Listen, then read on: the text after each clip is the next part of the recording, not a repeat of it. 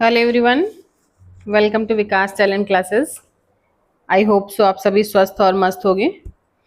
ITI कर रहे प्रथम वर्ष के विद्यार्थियों का एम्प्लॉयबिलिटी स्किल जो कि 25 मार्क्स का होता है, 25 नंबर का होता है, उसकी तैयारी आप मेरे साथ कर रहे हैं। तो एम्प्लॉयबिलिटी स्किल में एक चैप्टर आता है कम्युनिकेशन, संप्रेषण। उसका वीडियो मैंने आपको दे दिया है। आज दोबारा से इसको फिर से शुरू करते हैं। आज शुरू करते हैं इंट्रोडक्शन टू एम्प्लॉयबिलिटी स्किल। क्या होता है एम्प्लॉयबिलिटी स्किल, इसको समझते हैं। जो एम्प्लॉयबिलिटी स्किल है, इसमें प्रश्न 25 आते हैं, लेकिन जो इनकी मार्किंग होती है वो पर प्रश्न जो है 2 नंबर का होता है। तो आपके 50 नंबर जो है वो आपको सिर्फ और सिर्फ एम्प्लॉयबिलिटी स्किल दे सकता है। ठीक है, तो अगर आप कुछ भी नहीं पढ़ कर गए हैं तो आपको पासिंग मार्क्स के लिए 33 मार्क्स लाने होते हैं। तो अगर आप एम्प्लॉयबिलिटी स्किल और ट्रेड, WCS, इन सब में थोड़ी थोड़ी मेहनत कर लेंगे तो आप आसानी से अपना बेहतर स्कोर कर सकते हैं। ये स्कोरिंग होते हैं, जो ट्रेड थ्योरी होती है वो भी आपके लिए बहुत ज़्यादा इम्पॉर्टेंट होती है, क्योंकि उसी के बिहाफ पे आपका आईटीआई जो है वो चल रहा होता है। तो समझते हैं क्या होता है एम्प्लॉयबिलिटी स्किल का परिचय। Introduction to employability skill. Employ क्या होता है? एम्प्लॉय आप कौन है? आप कहीं पे अगर जॉब कर रहे हैं तो आप कौन है? वहाँ पे एम्प्लॉय हैं। तो एम्प्लॉय का मतलब क्या होता है? आप उनके यहाँ पे सेवा दे रहे हैं, उनका क्षेत्र है, उनका एरिया है, जहाँ जिस कंपनी में आप काम कर रहे हैं उसमें आप एज ए एक एम्प्लॉय के तौर पे काम कर रहे हैं। तो उन्हीं जो एम्प्लॉय होते हैं उनके जो आप जिस कंपनी में जहाँ पर भी सेवा दे रहे हैं तो आप क्या कहलाते हैं? कर्मचारी कहलाते हैं। क्या कहलाते हैं? आप वहाँ के कर्मचारी हैं। तो एम्प्लॉय की हिंदी क्या हो गई? कर्मचारी। क्या हो गई? एम्प्लॉय मतलब एक कर्मचारी। आप जिस भी संस्थान में काम कर रहे हैं, किसी फैक्ट्री में काम कर रहे हैं, तो वहाँ के क्या हो गए आप? कर्मचारी। तो उन्हीं को आप किस तरह से वहाँ पे काम करेंगे, कैसे आपको बात करनी है अपने सीनियर्स से, अपने जूनियर्स से, अपने ग्रुप में कैसे काम करना है, किस तरह से आप अच्छा प्रदर्शन करके आप प्रमोशन ले सकते हैं, कौन कौन सी एक्टिविटी होती हैं, कैसे आपको वहाँ पे जॉब करनी है। तो इससे संबंधित जो चीज़ें होती हैं वो आपको किस में सिखाई जाती हैं? एम्प्लॉयबिलिटी स्किल में। स्किल का मतलब होता है कौशल। कौशल यानी कि आपके अंदर जो एक छुपा हुआ एक क्या बोलेंगे उसको, कहीं ना कहीं आपके जो छिपे हुए स्किल्स होते हैं या कौशल होता है, उनको क्या करना है? उनको बाहर निकालना है, उनको स्ट्रॉन्ग करना है, जिससे कि आप जब किसी कंपनी में, कहीं पर भी, प्राइवेट, गवर्नमेंट, किसी भी सेक्टर में आप जॉब करने जाएं तो आप एक पूरे मोटिवेशन, पूरे एक एकदम प्रिपेयर होकर के वहाँ पे जॉब करें जाके। तो यही सारी चीज़ें आपको क्या करनी है? इसमें पढ़नी है। तो आप समझ लीजिए क्या होता है एम्प्लॉयबिलिटी स्किल का महत्व क्या होता है। जो बच्चे नोट्स बनाना चाहते हैं वो इसी क्लास से अपने नोट्स भी बना सकते हैं, और जो क्लास के दौरान पूछे गए प्रश्नों को भी आप इसमें अभी क्वेश्चन आंसर फॉर्मेट में आपको वो भी नेक्स्ट क्लास में मिल जाएंगे। तो पहला टॉपिक क्या है इसमें? एम्प्लॉयबिलिटी स्किल का महत्व क्या होता है, क्यों ज़रूरी होता है, किसी चीज़ की इम्पोर्टेंस होती है, अगर कोई आया है तो उसका क्या होता है? महत्व होता है, इसका इम्पोर्टेंस होता है। अगर आप कहीं जा रहे हो, नौकरी करने जा रहे हो, तो कोई ना कोई रीज़न होगा, है ना, कोई ना कोई इम्पोर्टेंस होगी। ऑनलाइन रोजगार के कौशल। पहले आज से 20-25 साल पहले क्या होता था? ऑनलाइन कोई जानता ही नहीं था, तो ऑफलाइन चीज़ें चलती थी। अब क्या है? हर एक चीज़, हर एक दायरा जो है ऑनलाइन चीज़ें चलती हैं। अब उसी तो रोजगार भी हमें कहाँ ढूंढना पड़ेगा? हमें ऑनलाइन की दुनिया में रोजगार ढूंढना पड़ेगा। जैसे फ्लिपकार्ट हो गया, door to door home delivery हो गया, है ना। और आप सोशल मीडिया से कई तरीके से आप क्या कर सकते हो? रोजगार पा सकते हैं। तो अब हमको रोजगार जो भी है, 21वीं सदी में हमको रोजगार के अवसर कहाँ तलाशने पड़ेंगे? तो हमको रोजगार के अवसर भी ऑनलाइन तलाशने पड़ेंगे। भविष्य में कामकाज की दुनिया, ये सब आपको इसी चैप्टर में मिलेगा। रोजगार कौशल के प्रकार कौन कौन से होते हैं, कितने प्रकार का एम्प्लॉयबिलिटी स्किल या एम्प्लॉय स्किल्स के होते हैं। ई लर्निंग क्या होती है? ई लर्निंग जैसे आपने ईमेल पढ़ा होगा, ई का मतलब होता है इलेक्ट्रॉनिक, ठीक है। तो जो चीज़ें आप जैसे फ़ोन से पढ़ रहे हो, यूट्यूब से पढ़ रहे हो, मोबाइल से पढ़ रहे हो, गूगल से पढ़ रहे हो, तो ये सारी चीज़ें क्या है? ई लर्निंग, ठीक है। भविष्य में रोजगार के प्रकार किस तरह से और कहाँ कहाँ जो आपको रोजगार या जॉब मिल सकती है, समझते हैं क्या होता है एम्प्लॉयमेंट यानी कि इंट्रोडक्शन क्या है। तो एम्प्लॉयबिलिटी स्किल क्या होता है? किसी बच्चे के जो स्किल्स होते हैं यानी कि उसके जो गुण हैं, उसकी पर्सनालिटी है, उसकी वैल्यूज़ हैं, और उसे जो कार्यस्थल यानी कि जहाँ पर वो जॉब करने जा रहा है वहाँ के लिए क्या करना है, उसको परिपक्व यानी कि मैच्योर कर्मचारी बनाना है। वहाँ की हर एक चीज़ों के लिए उसे तैयार करना है। आप पहली बात तो आप क्या कर रहे हो, आप आईटीआई कर रहे हो। आईटीआई का मतलब क्या होता है? आईटीआई का फुल फॉर्म क्या होता है? Industrial training institute. तो आप क्या लेने आए हो यहाँ पर? आईटीआई में आप क्या लेने आए हो? आईटीआई का टी का मतलब होता है ट्रेनिंग। तो आप यहाँ सिर्फ ट्रेनिंग लेने आए हो, किस तरह से आपको जॉब करनी है, कौन कौन सी बातें ध्यान में रखनी है, किस तरह से आप अपने आप को बेहतर और बेहतर कर सकते हो, ठीक है। तो एक परफेक्ट यानी कि मैच्योर कर्मचारी, एक परफेक्ट कर्मचारी आपको बनाया जाएगा। कहाँ पर? जहाँ पर आप प्रशिक्षण ले रहे हैं। आपके अंदर की जो क्वालिटी होगी, आपके अंदर जो पर्सनालिटी है, उसमें अगर कोई कमी जा कुछ है तो उसको चीज़ों को सुधारा जाता है। इस तरह से आप 2 साल में सिर्फ क्या सीखोगे, कैसे आप मशीनरी आपको चलानी है, कैसे आपको काम करना है, तो ये सारी चीज़ें कैसी होंगी, आप परफेक्ट कर्मचारी बनाने के लिए ये सारी चीज़ें आपको सिखाई जाएंगी, ठीक है। यही सारी चीज़ें इसमें लिखी हुई हैं, पढ़ सकते हो। साक्षात्कार यानी कि जो इंटरव्यू देने के लिए व्यक्ति है, उसकी स्किल्स को जानकर पहचान कर जो संस्थान होते हैं वो ये पता लगा सकते हैं कि आप उनके संस्थान के लिए काम करने योग्य हैं या नहीं हैं। यदि आप में कोई कमी है तो वो क्या करते हैं, इंटरव्यू से आपको निकाल देते हैं, और जो लोग उनके लिए समझते हैं कि हाँ ये मेरी कंपनी में बेहतर कर्मचारी बन सकता है, ग्रोथ आगे कर सकता है, तो उनको क्या करते हैं, वो जॉब पे रख लेते हैं, ठीक है। तो एम्प्लॉयबिलिटी स्किल का महत्व क्या हो गया, क्यों महत्व है, क्यों ज़रूरी है, क्या इम्पोर्टेंस क्या है।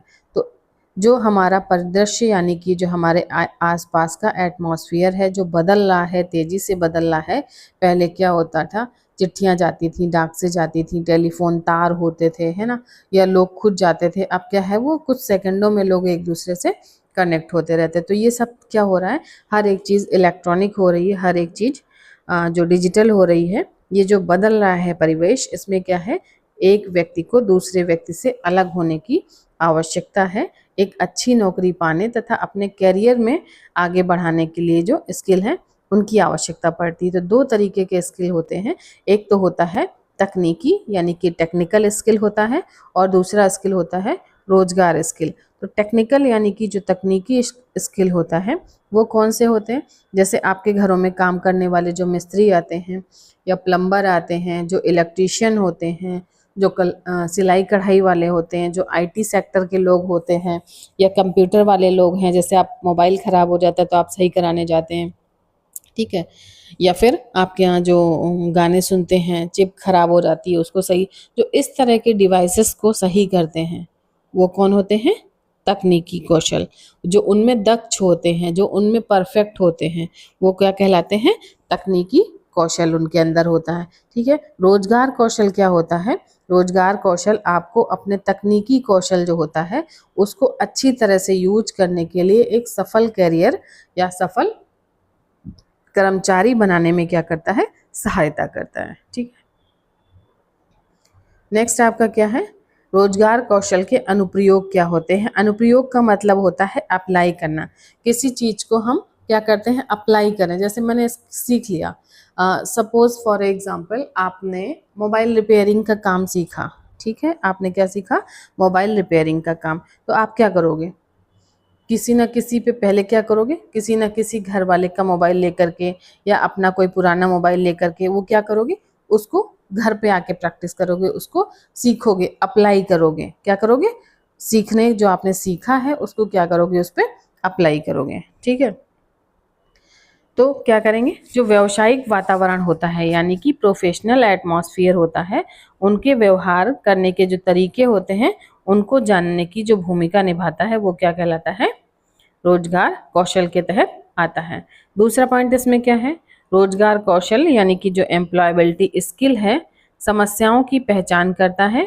ठीक है, क्या करना है, समस्याओं की पहचान करना है और उसका समाधान करना है। आपकी जो समस्या आ रही है उसका पहचानेंगे कि आपको कहाँ पे समस्या आ रही है और फिर उसको क्या करोगे, समाधान करोगे। जैसे आपकी कार या बाइक खराब हो जाती है तो आप कार और बाइक वाले मिस्त्री के पास जाते हो। ठीक है, आप उसके पास गए तो वो क्या करता है, वो आपसे पूछेगा तो आप कहते हो हाँ ये चल नहीं रही है या स्पीड नहीं दे रही है या इसका तेल जल्दी खुल रहा है, कुछ भी जो भी उसमें कमी होती है। तो पहले उसने क्या करा, उस मिस्त्री ने क्या करा, पहले आपकी बाइक की या कार की समस्या को पहचाना। ठीक है, पहले उसने क्या करा, आपकी समस्या सुनी कि आपकी बाइक में क्या समस्या है या कार में क्या समस्या है या जो भी इंस्ट्रूमेंट आप संभलवाने गए हो उसमें क्या समस्या है। उसके बाद उसने क्या करा, समाधान करने की सहायता की। ठीक है, उसके बाद उसने उसको रिपेयर कर दिया या सही कर दिया। तो तीसरा पॉइंट क्या हो गया,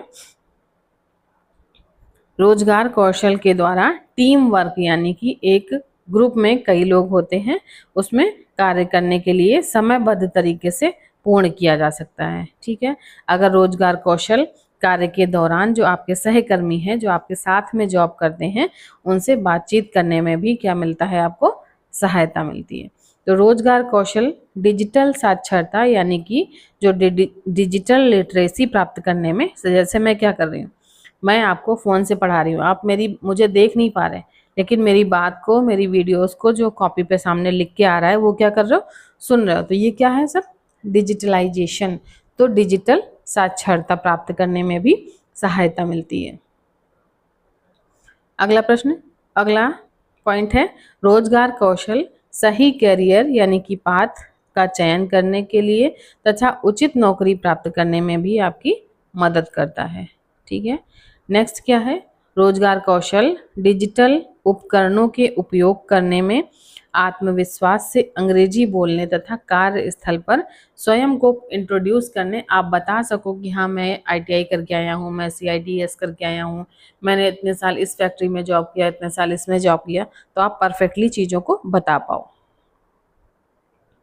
अगला क्या होता है, रोजगार कौशल किसी व्यक्ति के आत्मविश्वास को प्राप्त करने में सहायता करता है, यानी कि उसका सेल्फ कॉन्फिडेंस जो होता है वो क्या होता है, बढ़ जाता है।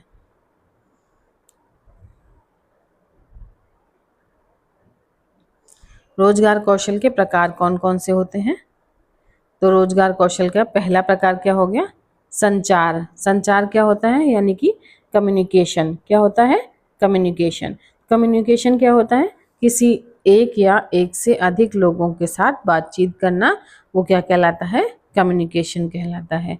तो प्रत्येक संस्था, राष्ट्रीय हो या फिर इंडियन हो या इंटरनेशनल हो, स्थानीय संस्था हो, जो भी हो, वहाँ का कर्मचारी चाहता है, ठीक, क्या चाहता है कि वो बेहतर संचार कौशल उसका बेहतर हो, यानी कि अच्छा हो, वो जो सबसे बात करे वो बेहतर तरीके से बात करे। ठीक है, किसी भी एक दूसरे के साथ में हमेशा सद्भावपूर्ण बोले, जिसके साथ बोलने लिखने या बिना बोले दूसरों की बातों को प्रभावित करने की भी क्षमता होती है। तो ये सारी चीज़ें क्या कहलाती हैं, संचार कौशल के अंतर्गत आती हैं। तो संचार कौशल के टाइप होते हैं, पहला, आप अपनी बात को कैसे प्रकट कर पाओगे, एक तो लिख करके, कैसे प्रकट कर पाएंगे, लिख करके। दूसरा कैसे कर पाएंगे, ओरली। तीसरा, आप बातों को सही से सुन करके। और चौथा क्या करते हैं, इंटरपर्सनल यानी कि अंतर व्यवहार, यानी कि आप एक दूसरे के साथ में पारस्परिक कौशल के साथ में भी चीज़ों का संचार कर सकते हैं। तो ये चार कौशल हैं, कौन कौन से हैं, एक तो लिखित यानी कि राइटिंग स्किल, मौखिक यानी कि ओरल, सक्रिय श्रवण, अगर आप अच्छे श्रोता हैं तो आप अच्छे वक्ता बन पाएंगे। कहा जाता है कि जो उसमें सुनने की क्षमता ज़्यादा होती है वही अच्छा वक्ता हो पाता है। ठीक है, जो सुनना नहीं जानते उनको बेहतर बोलना भी नहीं आता। अगला प्रश्न, तो इसमें आपका प्रश्न आता है कि संचार कौशल का कौन सा भाग नहीं है। तो आपको याद हो जाएंगे, ये 4 कौशल के भाग होते हैं। एक तो लिखित कौशल, मौखिक कौशल, श्रवण कौशल और पारस्परिक कौशल। अगर आप चाहें तो इनको अपनी कॉपी पे नोट डाउन कर सकते हैं।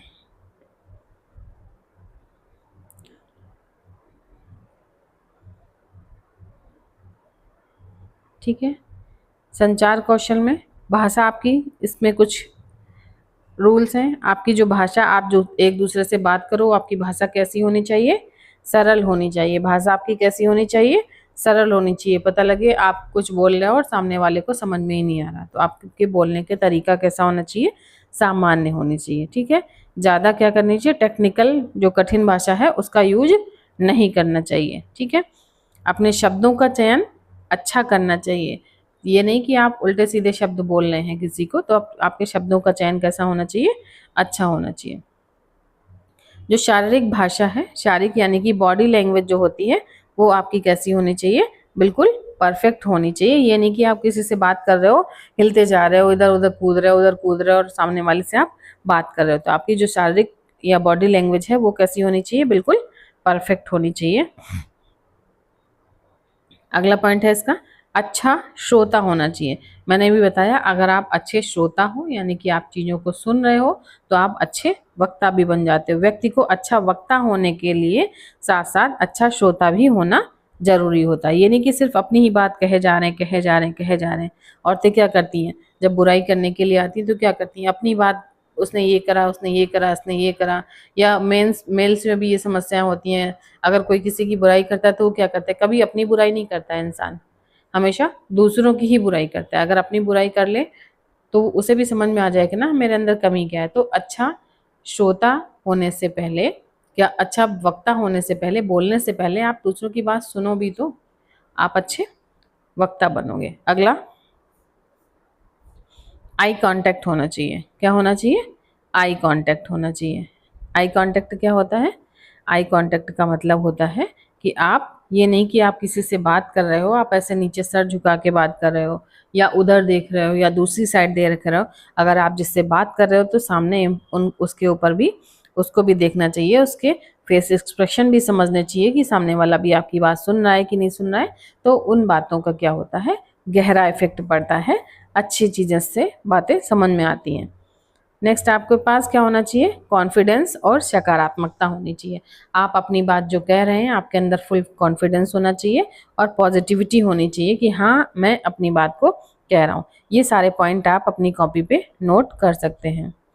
नेक्स्ट है बात की पूर्णता, यानी कि बात कंप्लीट होनी चाहिए। यानी कि आपने कोई बात करी और बीच में आधी बात क्या करते हो, काट दी, कहीं की बात कहीं ले जाते हैं लोग, कहीं की बात शुरू करते हैं और किसी और, पता लगे क्रिकेट की बात करना शुरू करी और उन्होंने ले जा करके कहाँ, दूसरों की लड़ाई पे बात खत्म कर दी। तो ऐसे नहीं करनी चाहिए। कोई एक बात है, जिस बात को आप कर रहे हो उसको कंप्लीट, यानी कि उसका पूरा सेंटेंस, सब कुछ पूरा बात जब वो खत्म हो जाए उसके बाद आगे की बात को करनी चाहिए।